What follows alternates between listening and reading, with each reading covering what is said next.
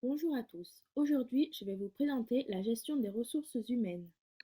Au cœur de l'organisation, il y a le capital humain. La gestion de ce domaine est donc primordiale au bon fonctionnement et à la pérennité de l'entreprise.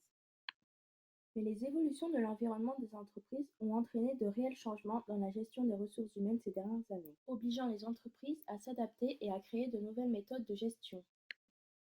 Dans un premier temps, nous allons définir ce qu'est la gestion des ressources humaines. Puis nous allons déterminer quels sont ces différents domaines. Et pour finir, nous allons voir quels sont ces enjeux. Mais qu'est-ce que la gestion des ressources humaines?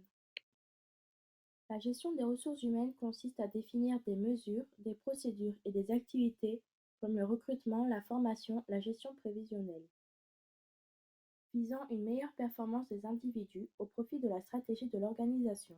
Ces dernières années, nous sommes passés d'une politique du personnel qui repose sur une conception quantitative des travailleurs, en prenant en compte les effectifs et la réduction du coût salarial, à une gestion des ressources humaines au sens plus large, en ajoutant des aspects qualitatifs tels que la motivation, la communication, l'implication des salariés et leur considération. Nous allons maintenant voir quels sont les domaines des ressources humaines. On distingue trois domaines: la gestion du personnel, les relations sociales et l'intégration du personnel. Commençons par la gestion du personnel.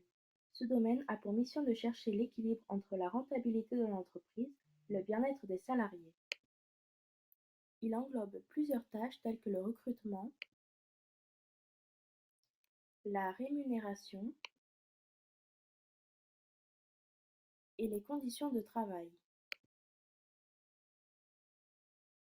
L'amélioration des conditions de travail est nécessaire au bien-être des salariés. La simple prévention de l'absentéisme et des maladies professionnelles ne suffit plus. Il faut désormais prendre en compte les risques psychosociaux, de par la psychologie, la motivation et le stress des employés. Les relations sociales désignent les rapports entre les salariés et leur employeur. La nature de ces relations détermine celle du climat social. Un mauvais climat social se traduit par des conflits qui peuvent nuire à l'entreprise, mais aussi au moral des salariés.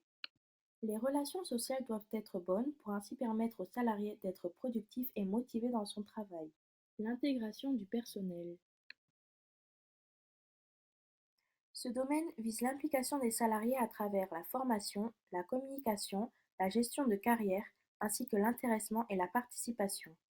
En effet, la mise en place d'un système de communication adapté aux besoins de l'entreprise et aux attentes du personnel est primordiale pour intégrer le personnel de l'entreprise. De plus, plusieurs formations sont nécessaires pour adapter les nouveaux employés à leur environnement de travail et ainsi les faire évoluer.